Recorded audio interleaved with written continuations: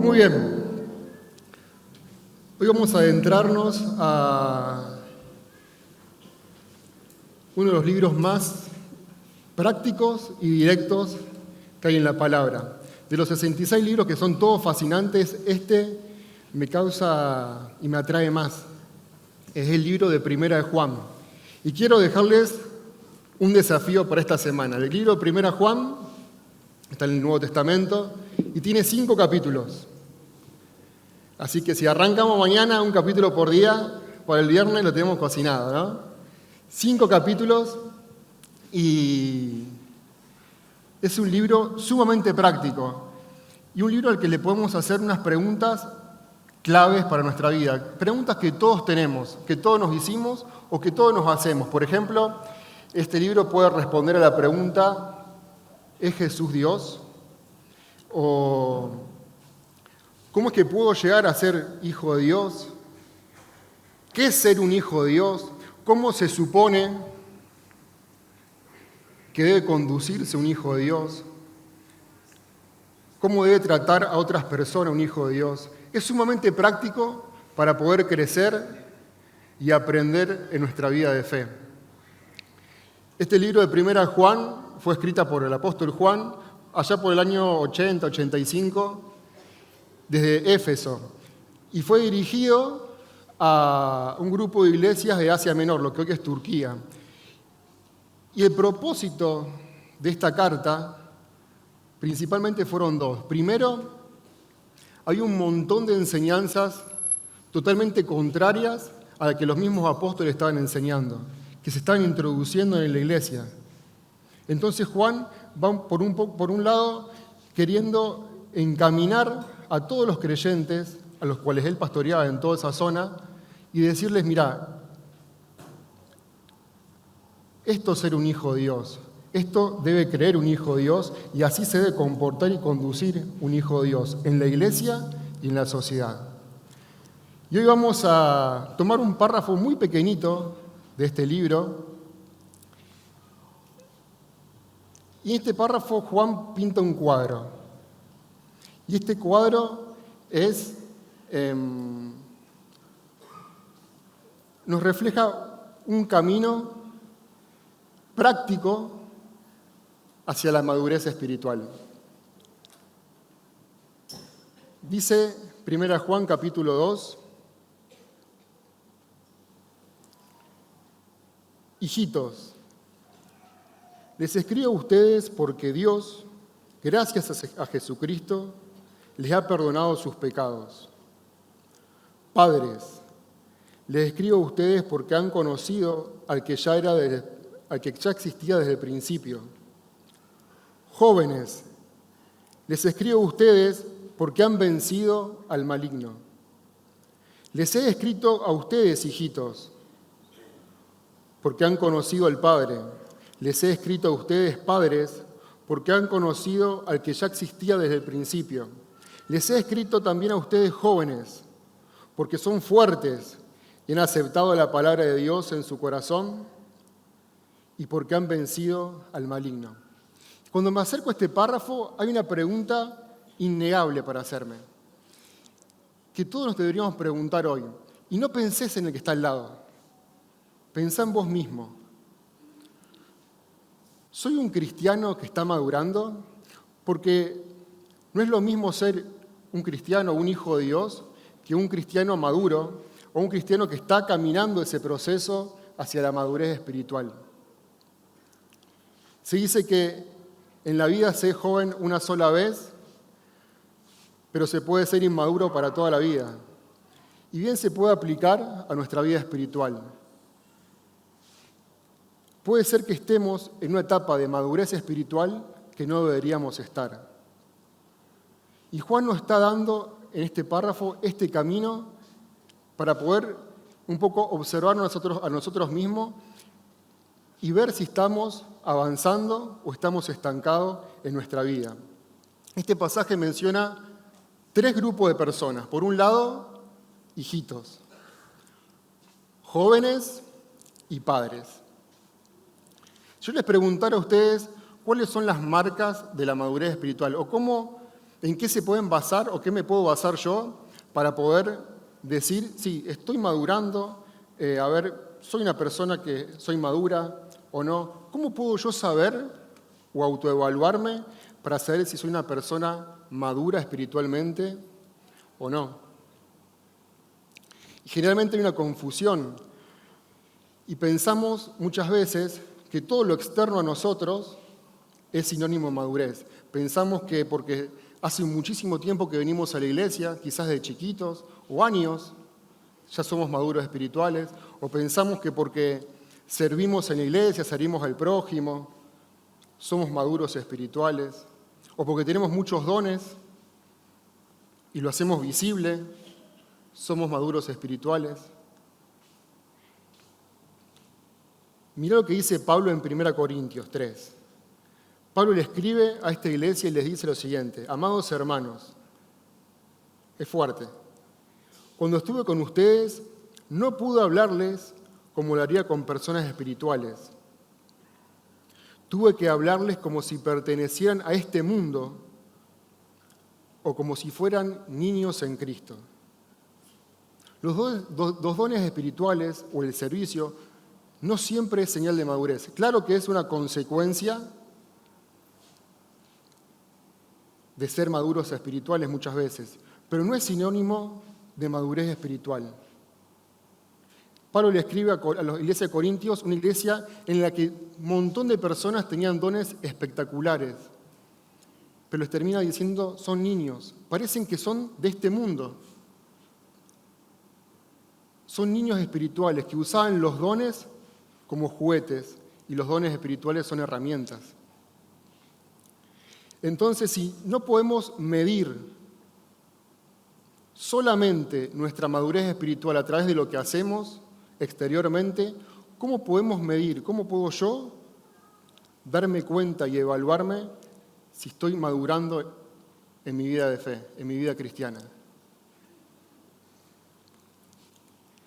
Pablo dice a los Efesios, hasta que todos lleguemos a la unidad de la fe, del conocimiento del Hijo de Dios, a un varón perfecto a la medida de la estatura de la plenitud de Cristo. Y fíjense lo que pasa acá. Lleguemos, hay un punto de partida, hay un camino, y hay una llegada, hay una meta, lleguemos. ¿Cuál es esa meta? ¿Cuál es la meta de cada uno de nosotros? Debería transitar y llegar, ser como Cristo. Entonces, el llamado de Dios para nosotros tiene una meta, tiene un fin. ¿Y cuál es? Ser como Cristo, ser como Jesús. Madurez espiritual es si yo me estoy pareciendo más a Jesús o no. Madurez espiritual es si cada día que pasa, cada semana, cada año, me estoy transformando más parecido a Jesús o no. La voluntad de Dios para nosotros es que seamos más parecidos a Cristo. Es increíble, pero creo que absolutamente todos nos hemos preguntado esto: ¿cuál es la voluntad de Dios para mi vida o no? Y leemos libros, hacemos test, hacemos estudios acerca de los dones y demás para saber cuál es la voluntad de Dios para mí, qué es lo que quiere Dios para mí. Miren lo que dice Colosenses 4:12. Pablo le dice, les manda salud Epafras, un miembro de la misma comunidad de fe que ustedes y siervo de Cristo Jesús.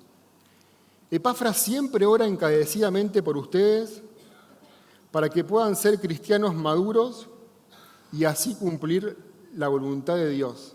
Es interesante cómo está relacionado la madurez espiritual con la voluntad de Dios. Mientras más parecido a Cristo somos, mientras más maduros somos, más cerca de la voluntad de Dios estamos. Así que no hay que darle muchas vueltas. ¿Querés saber cuál es la voluntad de Dios para tu vida? Yo quiero saber cuál es la voluntad de Dios para mi vida. Tengo que empezar a caminar este camino de la madurez espiritual. Ser más parecido a Jesús. Y a partir de ahí, Dios va a ir poniendo y va abriendo puertas y va aclarando el camino hacia lo específico para mi vida. Volvemos al párrafo del principio, este cuadro que nos da Juan, de este camino hacia la madurez espiritual.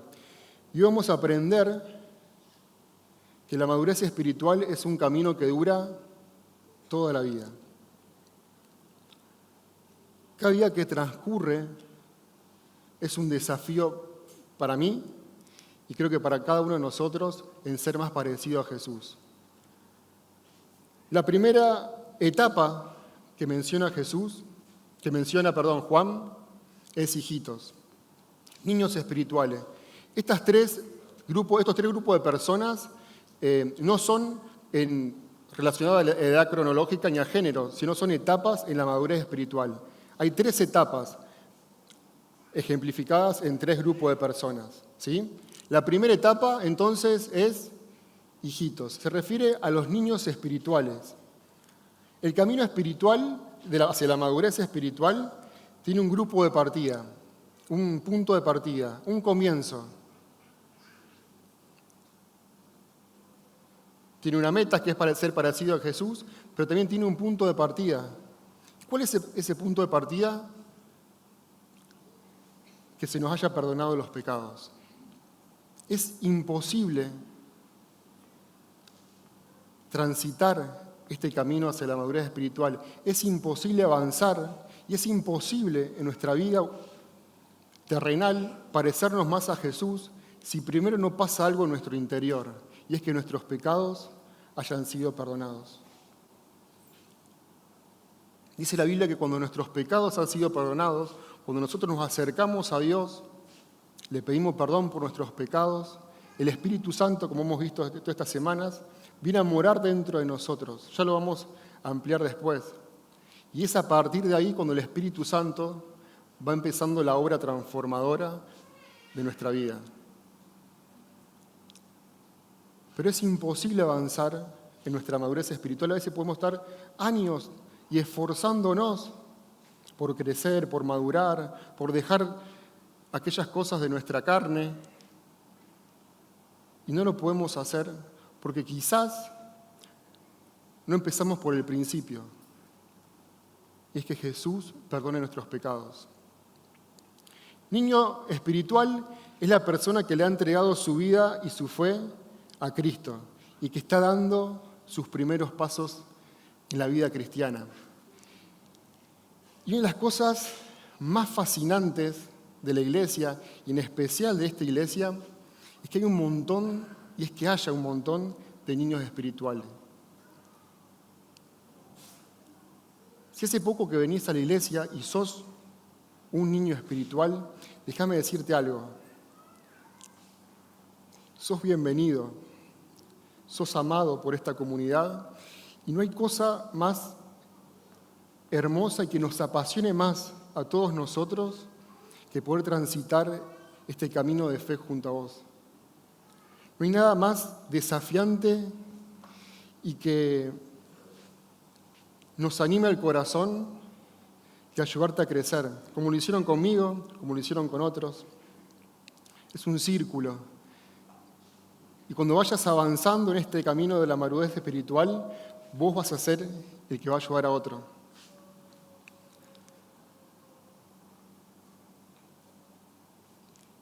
Y claro, ser niño espiritual todo lo hemos hecho y es algo sano y es fundamental que una iglesia esté llena de niños espirituales. ¿Por qué? Porque significa que la iglesia está sana, está creciendo, estamos haciendo discípulos, estamos bautizando. Pero lo malo es cuando nos estancamos y permanecemos en esta etapa de madurez espiritual por mucho tiempo.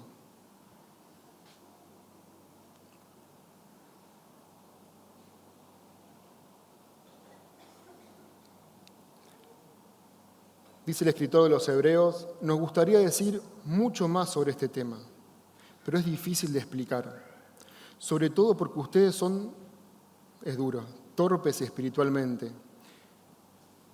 Torpes espiritualmente significa que no tienen la capacidad para discernir en tomar buenas decisiones en la vida. Entonces va caminando y todos los obstáculos que van teniendo en la vida, todos los desafíos los va chocando. y aprende a los golpes. No tiene la capacidad de poder esquivarlos. ¿Pero por qué? Después lo dice, porque no escuchan. Hace tanto que son creyentes que ya deberían estar enseñándoles a otros.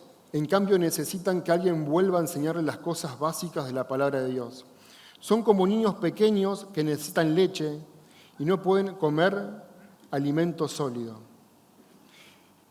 ¿Qué característica tienen los niños? Tengo 2 en mi casa. Una de 2 y uno de 7. Y si tuviste niños en tu casa o tenés, se reniega, ¿no? Su tendencia natural no son egoístas, son tendencia es el egoísmo. Todo tiene que girar en torno a ellos. Pelean entre sí, suelen ser groseros y directos, no tienen filtro para decir las cosas, no refrenan su lengua. Hay que atenderlos todo el día. Hay que levantarlos, cambiarlos, llevarlos. Por lo general no cooperan con las cosas básicas, no nacen de sí mismos, tenés que enseñarles. El problema no es ser un niño espiritual. Uno no reta a un niño por ser niño. Lo malo radica en cuando nos estancamos y permanecemos en esta etapa, permanecemos niños espirituales por muchísimo tiempo.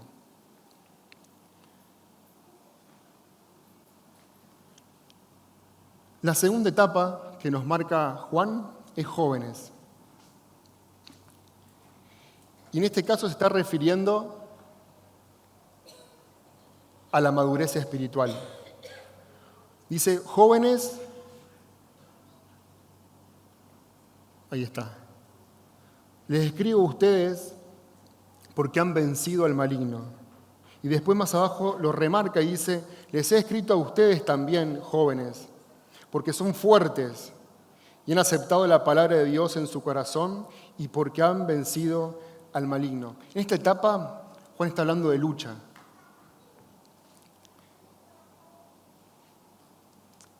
Le habla a aquellos que están en esta etapa y le está diciendo, ustedes son guerreros. Y algo natural en esta etapa de la vida, de la madurez espiritual, cuando ya estamos madurando en la fe, es que tenemos la capacidad para vencer al maligno, de hacerlo huir. Dice Santiago 4:7, así que humíllense delante de Dios, resistan al diablo y él huirá de ustedes. Nosotros no tenemos que huir del diablo, sí las tentaciones, pero no del diablo. Es el diablo el que huye de una persona madura. ¿Por qué? Porque los jóvenes, los maduros espirituales, saben batallar frente a todas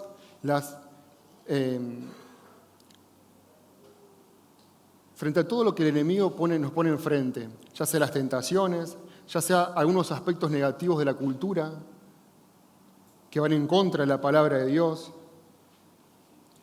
las falsas enseñanzas, discernir los falsos maestros, todo lo que Juan va describiendo después en este libro de Primera Juan. ¿Y por qué sabe batallar la persona madura, el joven espiritual? Efesios 6 nos dice, por último, fortalezcanse. ¿Recuerdan recién? Dice, ustedes son fuertes. ¿Por qué son fuertes? Fortalezcanse con el gran poder del Señor. Pónganse en toda la armadura de Dios para que puedan hacer frente a las artimañas del diablo.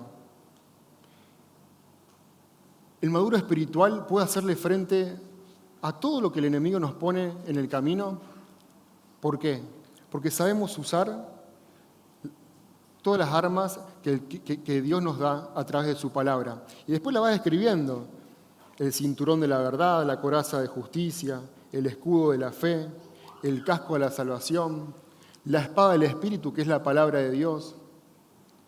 Y muchas veces queremos hacerle frente a las tentaciones, a las adversidades, pero estamos en un estado de niñez espiritual sin tener la capacidad o la habilidad de usar la armadura que Dios nos da. Y presten atención porque es interesante ver que hay una relación increíble y muy fina entre la fortaleza para vencer y la palabra de Dios. Dice, les he escrito también a ustedes jóvenes, porque son fuertes y han aceptado la palabra de Dios en su corazón, y porque han vencido al maligno. Otra versión nos dice, la Reina Valera, son fuertes porque la palabra de Dios permanece en ustedes. Y hay una relación entre la palabra de Dios y la fortaleza. Mientras más palabra de Dios haya en nuestra vida, mayor fortaleza vamos a tener. No hay forma de poder vencer las tentaciones, no hay forma de poder saber tomar buenas decisiones en la vida, salir victorioso de las pruebas, si no hay palabra de Dios en nuestra vida. Esta etapa se caracteriza por la fortaleza, esa fortaleza que viene como resultado de la perseverancia en todas las disciplinas espirituales. ¿Cuáles son? La lectura de la palabra, la oración, la constancia en asistir a la iglesia, en tomar todos los recursos que la iglesia nos provee, el discipulado, las células, la reunión de oración. Y todo eso nos va a ir formando y nos va a ir encaminando y nos va a ir haciendo personas maduras. Y llegamos al final, a la tercera etapa que nos está mostrando Juan. La etapa de la madurez espiritual, que son padres espirituales. Dice, padres, les escribo a ustedes porque ya han conocido al que era desde el principio. Porque han conocido al que ya era desde el principio. Y padres espirituales tiene que ver con un conocimiento profundo de Dios, que va más allá de lo teórico. Fíjense, es interesante ver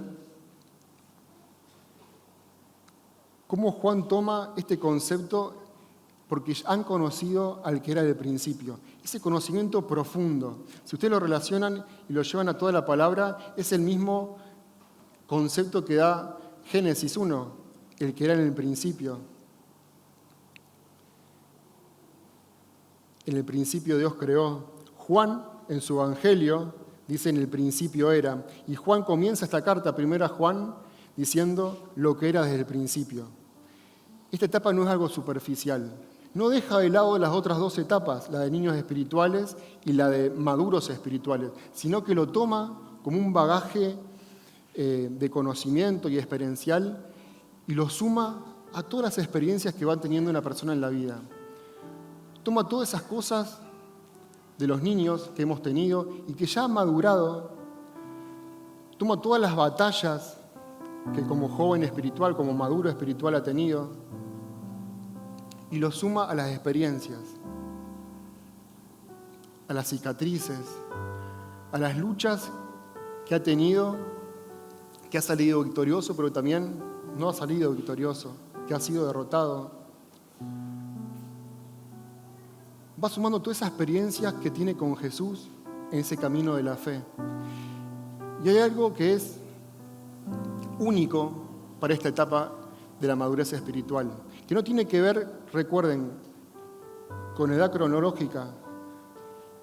No importa la edad que tengas, no importa con el género, porque podemos decir que padres son solamente los hombres. Tiene que ver con un concepto, con una etapa.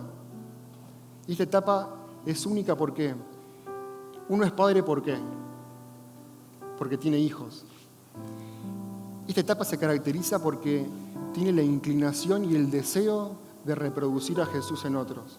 Tiene hijos espirituales, invierte tiempo en otros. Un maduro espiritual, un padre espiritual, le fascina reproducir a Jesús a otros. Invierte tiempo en otros.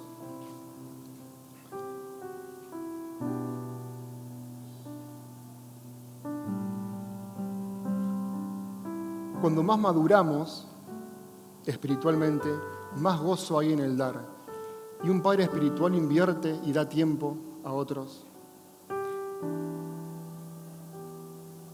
suple las necesidades de otros. ¿Recuerdan los niños que es todo para ellos, como hemos visto? Y que todo ronda en ellos. Y pasa el tiempo y tienen los mismos problemas, las mismas preguntas, los mismos dramas. Cuando vamos avanzando en nuestra madurez espiritual, ¿qué pasa? Dejamos de absorber todo para nosotros y nos transformamos en dadores.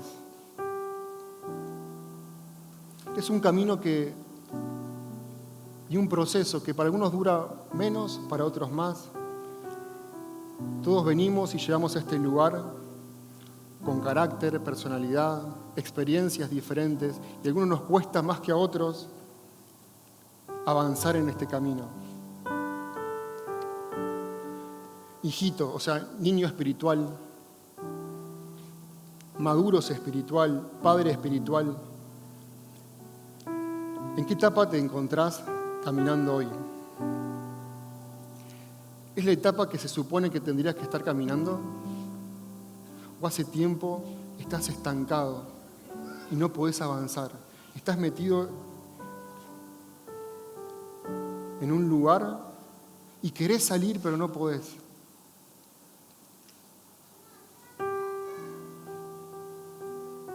Estamos viendo toda una serie sobre el Espíritu Santo. ¿Recuerdan lo que dijo Jesús? Es necesario que yo me vaya para que venga otro. Ese otro es de la misma esencia, con las mismas cualidades. El Paracletos, el que está al lado nuestro, el que lucha, que pelea, que no nos deja abatido, tirado en el piso, sino que nos levanta y nos lleva de nuevo hacia este camino. Nos para y nos ayuda a avanzar en este camino de la madurez. Sin el Espíritu Santo, este proceso sería imposible. Por mucho esfuerzo que nosotros le pongamos, es imposible avanzar en nuestra madurez espiritual.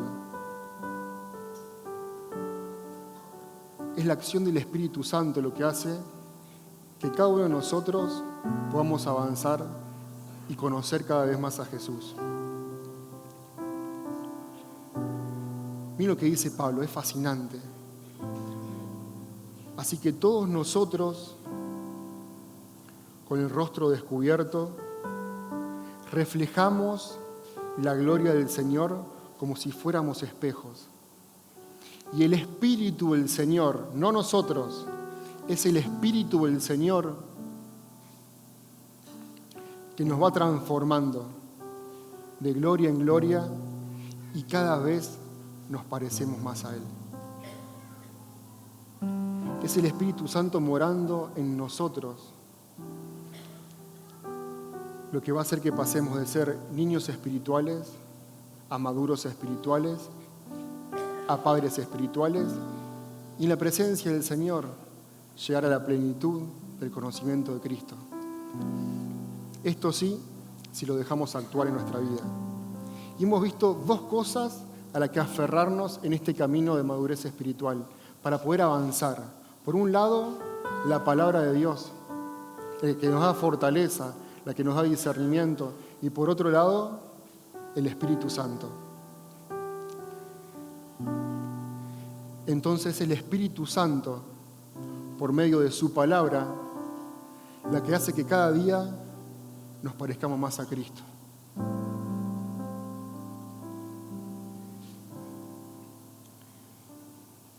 Y no es casualidad que en la Biblia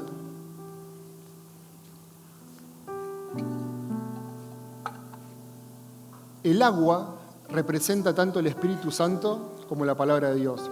Pueden encontrar un montón de versículos. Busquen la concordancia esta semana. Pueden encontrar pasajes en los que la Biblia describe al agua como el Espíritu Santo o la acción del Espíritu Santo y la palabra de Dios. Y esta es nuestra vida. Voy a poner cerveza acá. No. Esta es nuestra vida. Es mi vida, es tu vida cuando llegamos a Cristo.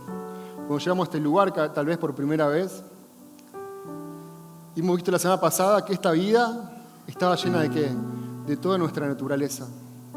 Y dice Efesios 4 que nuestra vida estaba llena de malicia, estaba llena de ira,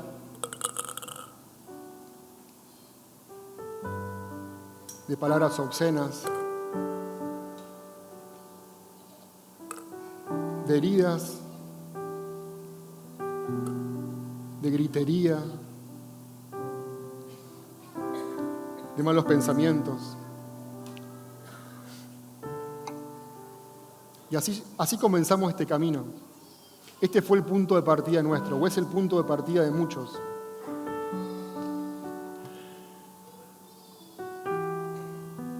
Y tenemos la acción del Espíritu Santo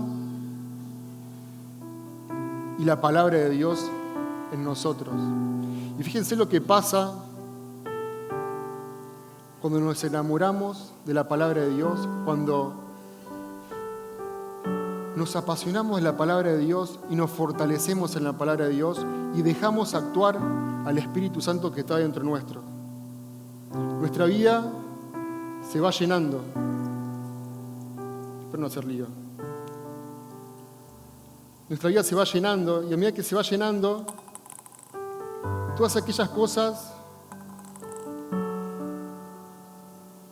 con las que entramos y comenzamos este camino espiritual se van yendo. Y se va toda malicia, toda gritería, toda palabra obscena, toda promiscuidad. Y dice la palabra de Dios que el Espíritu del Señor nos va transformando y cada día nos parecemos más a Él.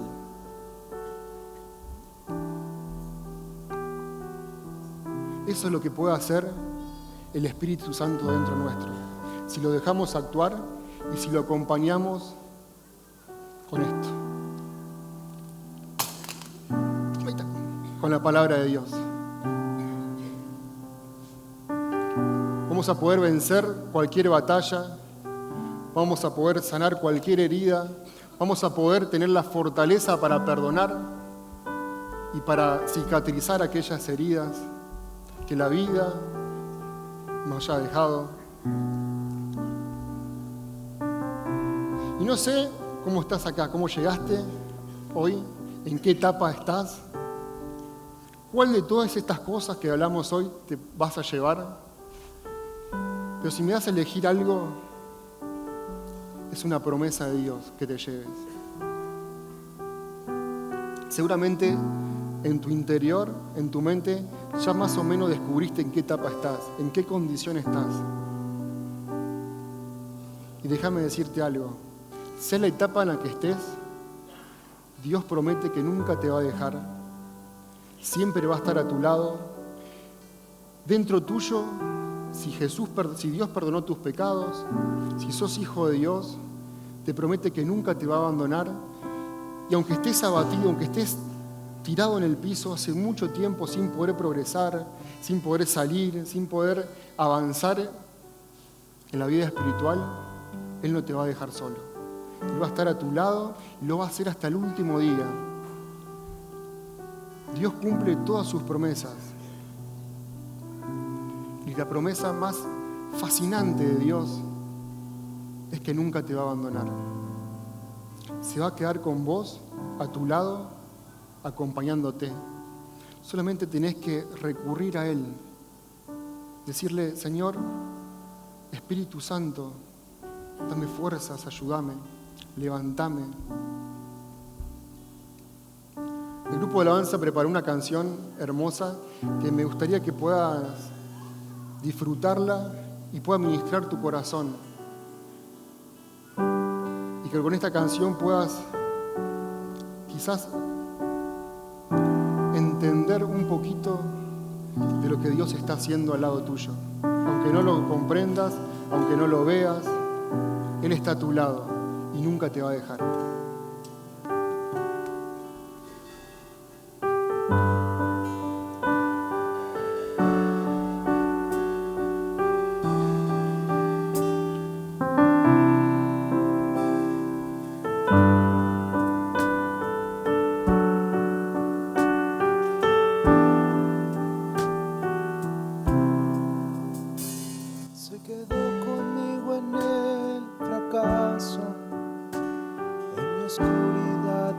Momentos bajos y a pesar de conocerme tal cual soy, se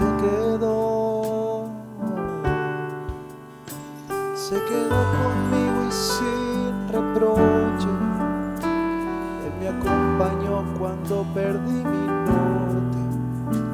Y a pesar de conocerme tal cual soy, se quedó y sigue aquí, porque prometió la obra terminar.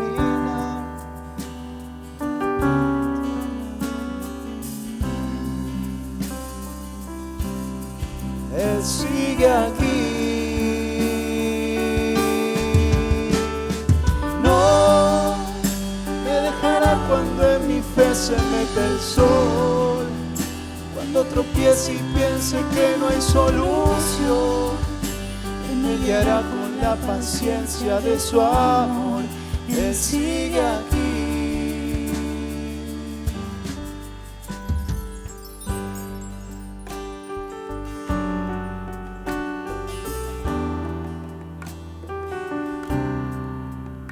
Se quedó conmigo en el ocaso, en la oscuridad que me desvió los pasos. Y a pesar de conocerme tal cual soy, se quedó conmigo y fue paciente, y me levantó cuando bajé mi frente. Y a pesar de conocerme tal cual soy, se quedó y sigue aquí, porque dijo que estaría conmigo hasta el final, porque prometió la obra terminar. Él sigue aquí. No me dejará cuando en mi fe se mete el sol, cuando tropiece y piense que no hay solución. Él me guiará con la paciencia de su amor. Él sigue aquí. No me dejará cuando en mi fe se mete el sol, cuando tropiece y piense que no hay solución. Él me guiará con la paciencia de su amor. Él sigue aquí. Aunque a veces retrocedo, aunque a veces pienso que no puedo, Él sigue aquí. Él sigue aquí.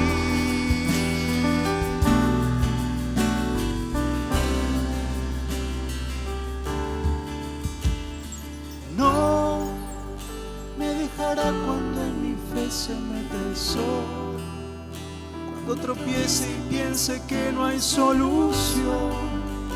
Él me guiará con la paciencia de su amor. Él sigue aquí. No me dejará cuando en mi fe se mete el sol, cuando tropiece y piense que no hay solución. Él me guiará con la paciencia de su amor. Él sigue aquí.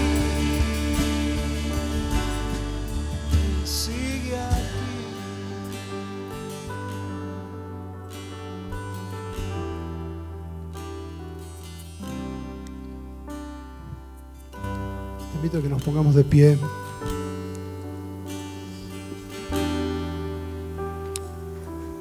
Creo que es una buena noche para algunos de nosotros empezar un camino de regreso.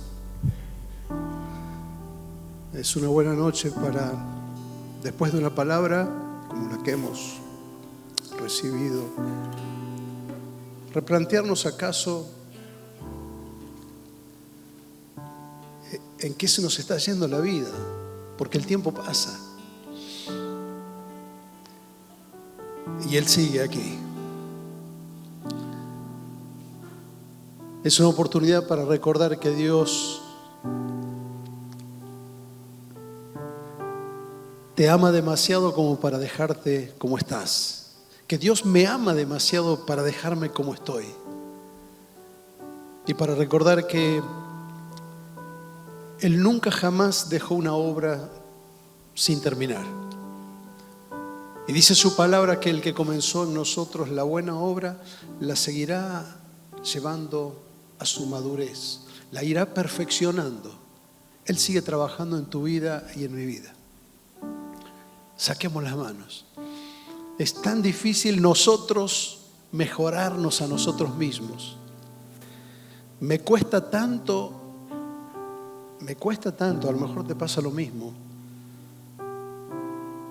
ser la persona que yo quisiera ser. Pensaba estos días en el retiro, me cuesta tanto ser el esposo que quisiera ser, el padre que quisiera ser, el pastor que quisiera ser, el hijo de Dios que quisiera ser.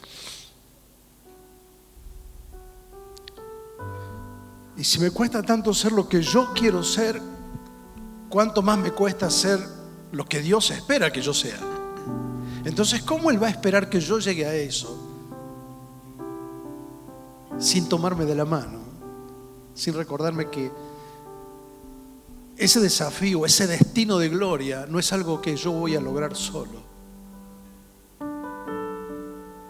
Y por eso, por más que me caigo una y otra vez, Él se queda ahí para levantarte, para levantarme y para decir: seguí hacia la meta. Si sos un niño en Cristo, si sos un niño, un bebé espiritual, bienvenido a casa.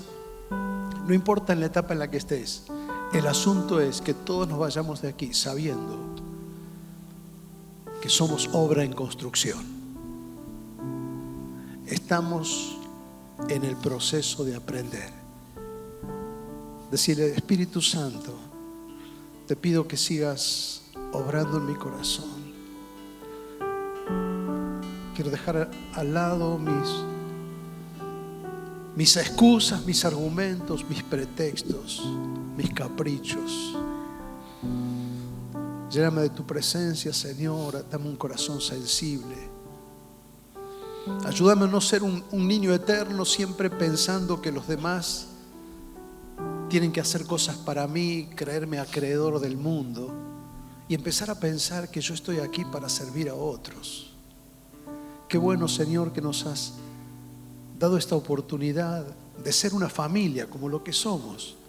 Y como familia tenemos tanto que aprender, que crecer, y somos tan diferentes entre nosotros, y como en toda familia tenemos diferentes etapas por las que pasamos, pero aquí estamos, Señor, agradecidos porque te has quedado con nosotros cada vez que caímos para levantarnos y para recordarnos que el que comenzó en nosotros la buena obra la perfeccionará hasta el día de Cristo. Damos gloria a tu nombre, Señor, te alabamos. Gracias por tu presencia. Sana nuestros corazones. Bendecí con tu paz a cada uno, Señor. Aquí hay personas que tienen desafíos esta semana, situaciones duras que enfrentar. Déjales saber, Señor, que tu presencia está ahí, que sientan tu abrazo, tu paz.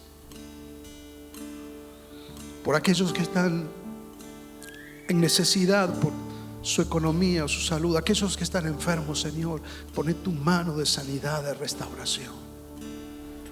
Abrimos las ventanas de nuestra alma diciendo: Señor, te necesitamos.